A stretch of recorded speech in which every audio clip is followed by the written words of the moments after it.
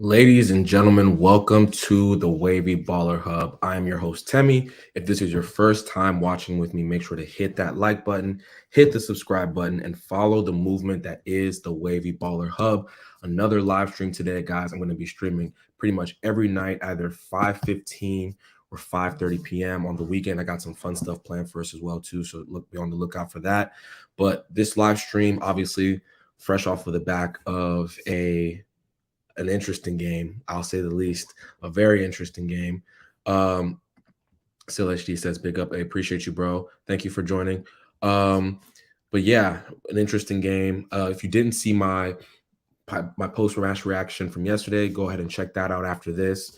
But yeah, we're just going to be talking about some, just Manchester United topics that are kind of, in the news or whatever you want to say. The first thing, there's not too much news obviously right now. The transfer window is over. But we always get little things here and there. I think the only thing I saw that was kind of interesting to me was, according to Patrick Berger, from Build, Manchester United have made a concrete offer for Borussia Dortmund's Manuel Akanji, a 4-year contract with a 15 million salary. His price tag is 30 million euros. So that's pretty interesting to me. Manuel Akanji, pretty decent center back out of Dortmund. Really good passer of the football. I've watched a fair bit of him. I like him. I think he's a good center back. Do I think he's a world class center back or anything like that? No. What if I was Manchester United? Would I be in the market for center backs right now? No, I wouldn't be. I think we have a decent group. We have a decent group. Um, we have Maguire. We have, I say that in passing. We have Maguire. We have Lindelof. We have Varane. We have Baye. We have Phil Jones. Not bad. We have a Champions League winner. I think Victor Lindelof is a really, really good center back. I think Maguire is, decent, a decent Premier League level center back. And Eric Baye, when he's healthy, is, I think, a really good center back. So I don't think we should be in the market for a center back. I think, like every Manchester United fan wants, I would sign, I'm not even joking, I would sign 4 midfielders before I sign the center back. I'm deadly serious. I would sign 4 midfielders before I signed another center back. Probably sign 2 DMs, two more number eights. You know what I mean? Just for some competition purposes, because our midfield depth is woeful. It's so woeful. I don't know how accurate um, this news report is. Patrick Berger, I'm pretty sure he's a relatively reliable journalist, but I don't see us getting Manuel Akanji this summer. I think there's going to be other things that whoever the next manager is going to be would want to address, i.e., replacing Ronaldo and Cavani, probably getting another right winger, getting a defensive midfielder, potentially another right back. There's a lot of things I would get before I get a center back. You know what I mean? We spent tons of money on center backs. We spent 80 million pounds on Harry Maguire. And then we spent money on Varane. We've spent over 100 million pounds on center backs in the past couple of years. So we need to go invest in midfielders. Seriously, desperately need to go invest in midfielders. That's the only thing I saw major that was in the news cycle today. Then just some stuff from last night's match and some of the comments that Ranić made specifically about Anthony Elanga, right? Specifically about Anthony Elanga. Let me pull that up real quick right here on my little notes I took. Here we go. Yeah, he says Elanga is playing as if a dream has come true. I wish a few other players would take him as an example or almost as a role model, I would say. Not because he's doing everything right, but because he's enjoying himself on the pitch, and that's what it's all about, right? So, interesting comment. Guys, hit a like for me. Hit the like button for me, guys. If you're on Twitter, make sure to join me on YouTube. Just search the Wavy Baller Hub on YouTube. It'll pop up. But yeah, no, guys, it's an interesting one. Yeah, still says, remember Red Realist on Twitter? I do. That was me. I sub 2 years Guardians. Good seeing make moves. Appreciate it, bro. Really appreciate that. But he's on the topic of Anthony Elanga, because it's gonna transition into our major topic today, which is which was on the thumbnail if you got a chance to see it. You know, Elanga is playing like, carefree, playing with good energy, playing with heart. I'm glad that the manager is, you know, rewarding a young player when they deserve it, 100%. As Manchester United fans, it's always great to see, a kid from the academy come up and, do the thing, right? We've seen it with the likes of Marcus Rashford, who we're going to touch on in a bit. Scott McTominay, the Paul Pogba, the list goes on and on. Like the Manchester United academy is, you know, it's a huge part of Manchester United's history, our culture, all that good stuff. So it's always a great thing when a young player, comes up and does this thing. And I think Anthony is, he's not, I don't think he's this super generational talent or anything like that. I think he's a grafter. I think he's going to be a type of player that can improve. He has, I said this before, he kind of reminds me of Dan James with a bit more coolness, if that makes sense. I don't think he has a million tricks in his locker like Rashford did when Rashford was 17, and 18 years old. He's not, he's definitely pacey. I'm not gonna even say that, but I just don't think he's, you know, this super mega talent, but he's just a grafter, and sometimes you need that in your team. You need grafters. You need guys who are able to do the hard yards, do the work, but also bring that like little bit of quality. That's one of the big reasons Dan James isn't a Manchester United player, because he couldn't, he had the work rate, he had all that other stuff, but he didn't have, in my opinion, what Anthony has, is that just tiny bit of stardust. When you're not the most talented player in the world, right?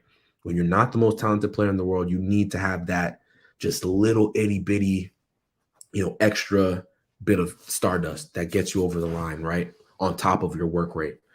It's interesting to see. And, when you hear Ralph saying, I wish a few other players would take him as an example, I feel like he's talking about Marcus Rashford there, right? I feel like he's talking about Marcus Rashford, like in terms of how he's playing. He doesn't look like he's enjoying himself. And we need to have a conversation about Marcus Rashford, guys. This is the major topic today for my live stream. What is wrong with Marcus Rashford, right? And I want to preface, we're going to transition now here, guys. Make sure to hit the like button for me, hit the subscribe button for me if you're watching. But to my point, how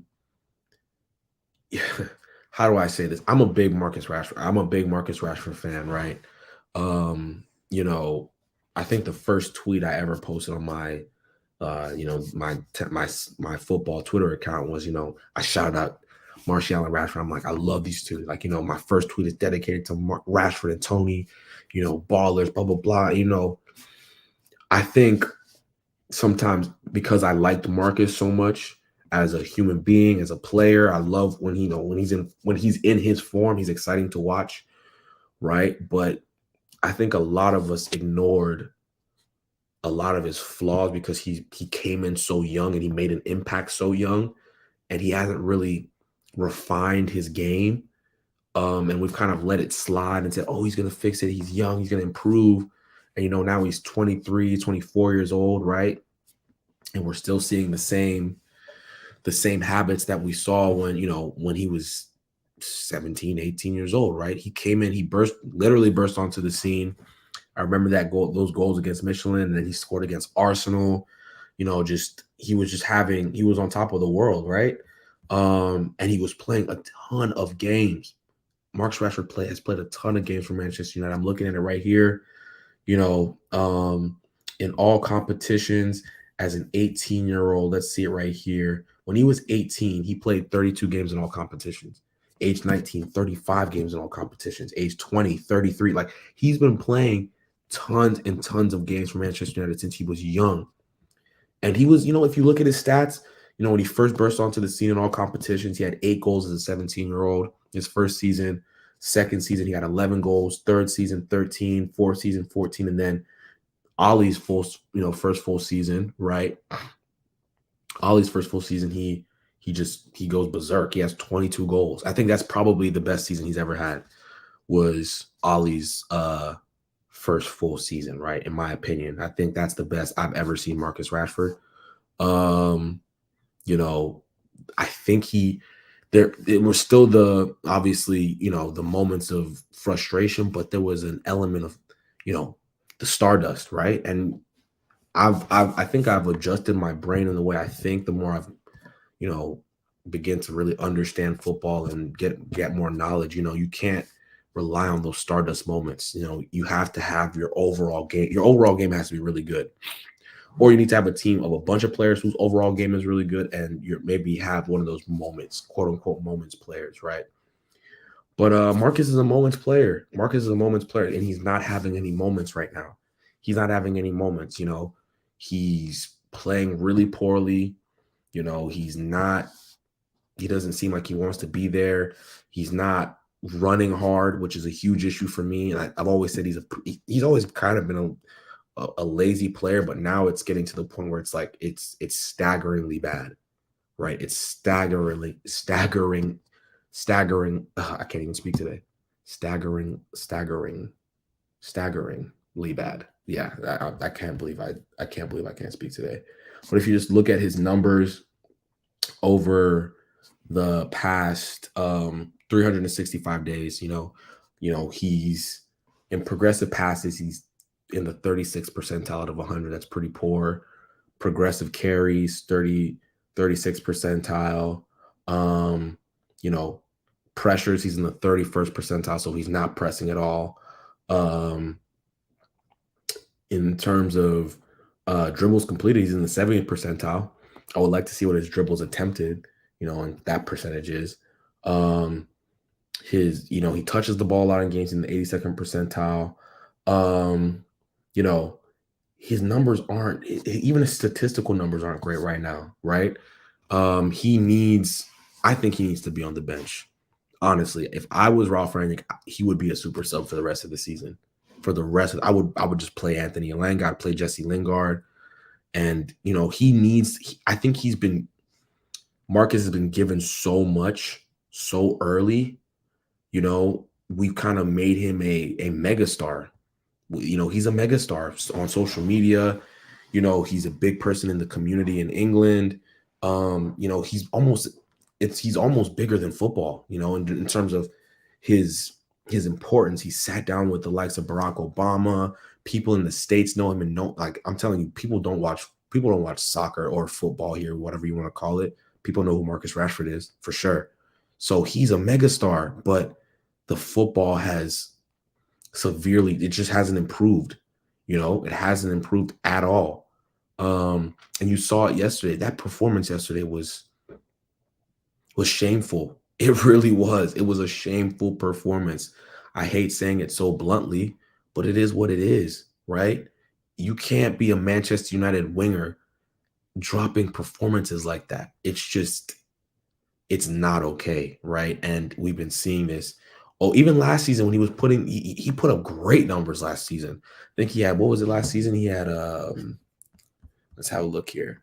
Last season he had 21 goals and 13 assists in all competitions, almost 35 goal contributions. And even last year I was saying, yeah, he's scoring, but the performances weren't there. He played really, really bad, and then he scored a goal, and everyone forget. He played really, really bad the next game. He might, score a goal, score a penalty, having to make a really ridiculous pass, and everyone just kind of forgets the other 89 minutes of, poor football, right? He needs to be better. He needs to be better. I think I would put him on the bench for the rest of the season. I mean it. I would put him on the bench for the rest of the season. He's just, bro, is not good enough.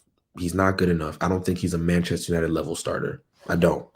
Do I think he could be an impact sub? Right?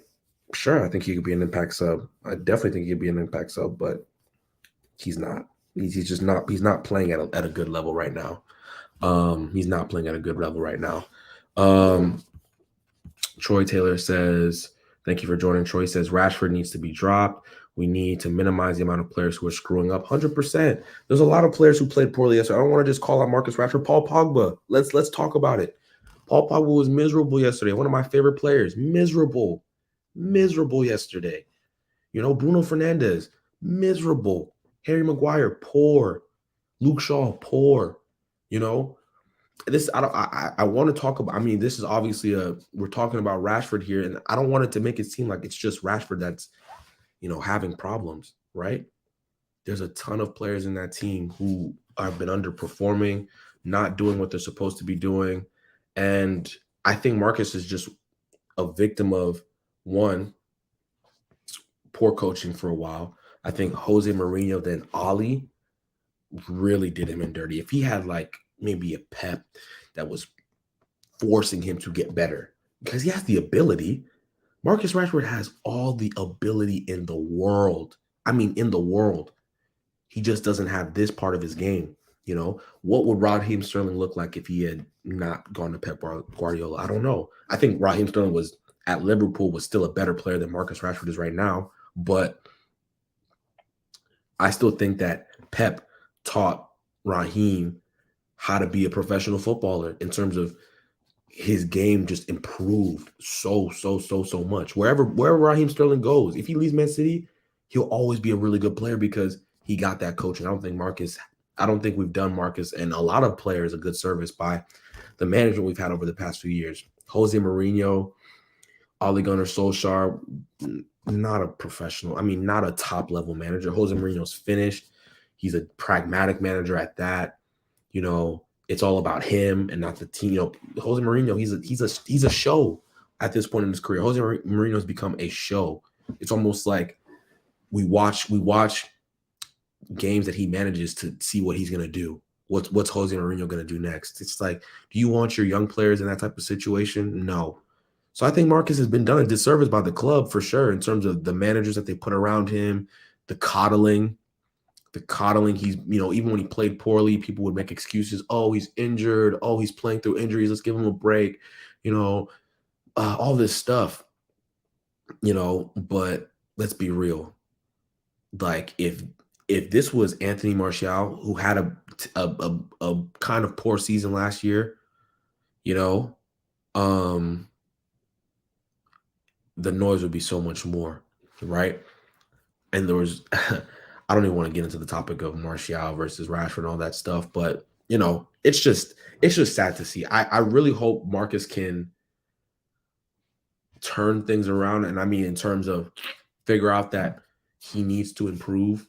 He needs to stop being trying to, be the hero all the time on the pitch, right? I hope he can figure those things out, right? Because I believe there's a player in there. I believe there's a really good player in Marcus Rashford. I just think that, he's lost his focus a bit.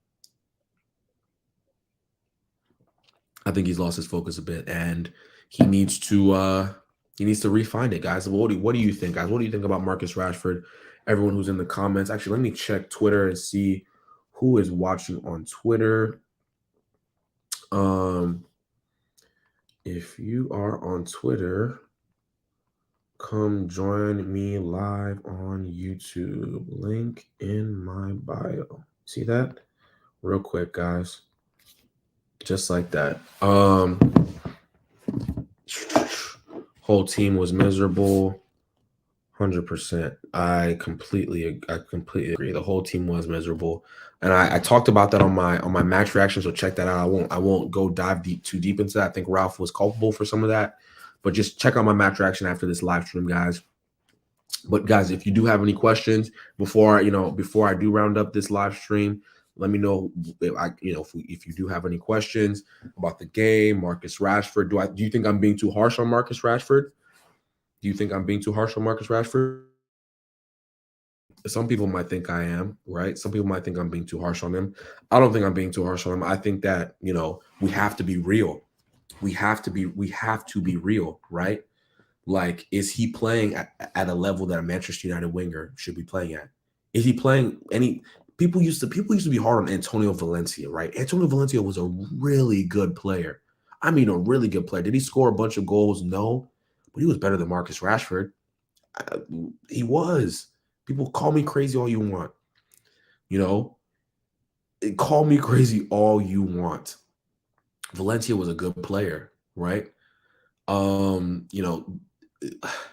don't know how to explain this, but we need smarter footballers on the pitch. And I think Marcus Rashford just doesn't have the IQ that you need to be playing at a Champions League winner level, a Premier League title winner level. He just doesn't have it. Guys, what do you think? Do you think I'm being too harsh? Let me know in the comments as I drink my tea.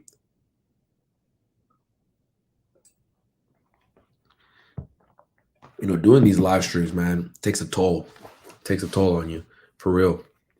But guys, let me know what you think. Am I being too hard on Marcus Rashford? I'm gonna be doing a tomorrow. My live stream is gonna be the match preview for the Watford game this coming weekend. I'll probably do one watch along. Not a Manchester United watch along. I'll do a watch along of another match. If it's an Italian match, a Spanish match, whatever, or a Premier League match.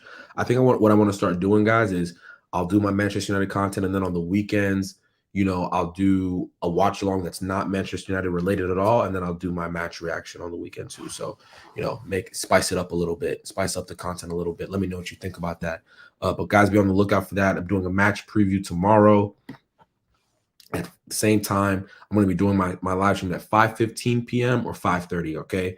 5:15 p.m. or 5:30, right? If I don't do a live stream on a Friday night, I'll probably do one the Saturday morning, okay? So, but Monday through Thursday, I'm locked in 5:15 to, 5:15 or 5:30 p.m., okay? So, guys, let me know what you think. I hope you enjoyed this live stream. Guys, want to get more consistent. Make sure to hit the subscribe button for me if you're new. Hit the like button, guys. And yeah, I will talk to you guys very, very shortly, okay? Deuces.